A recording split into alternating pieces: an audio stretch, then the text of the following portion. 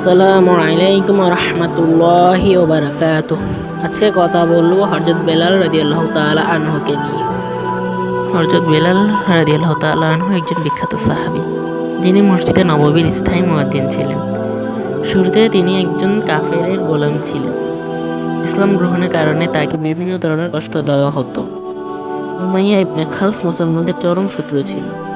সে তাকে প্রচণ্ড গরমের মধ্যে দুপুরের সময় উত্তপ্ত বালুর উপর চিৎ করে শোয়ায়ে একটি ভারী পাথর তার বুকের ওপর চাপাই দিত, যাতে তিনি নড়াচড়া করতে না পারেন, আর বলতো যে হয় এই অবস্থায় মরবে, নাই ইসলাম ছেড়ে দিবে।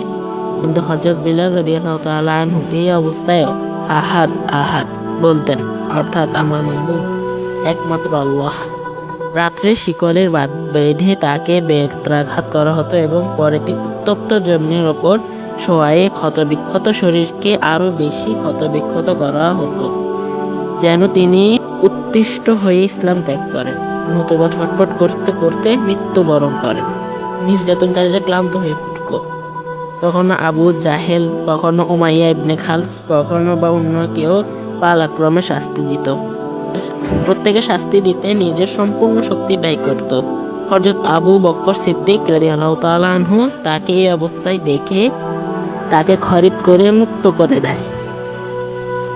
এই গল্প থেকে শিক্ষণীয়, যেহেতু আরবের মূর্তি পূজারীগণ নিজেদের মূর্তিগুলোকে মাবুদ ও উপন্যাস বলে মনে করত, তাই তার মোকাবেলায় ইসলামের শিক্ষা ছিল তাওহীদ ও একাত্মবাদ।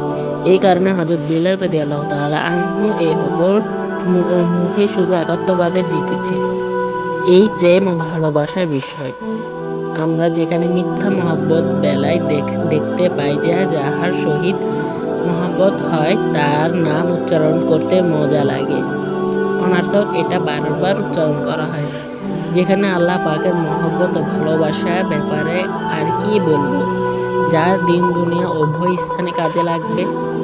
এই কারণে যখন হযরত বেলাল রাদিয়াল্লাহু তাআলা আনহুকে সর্বপ্রকারের নির্যাতন করা হতো, কঠিন হতে কঠিন শাস্তি দেওয়া হতো, মক্কার বালকদের হাতে ছাড়িয়ে দেওয়া হতো, আর তারা তাকে অলিতে গলিতে ঘুরাইতে থাকিত, তখন তার জবানে শুধু আহাদ আহাদ জপ উচ্চারণ হইত।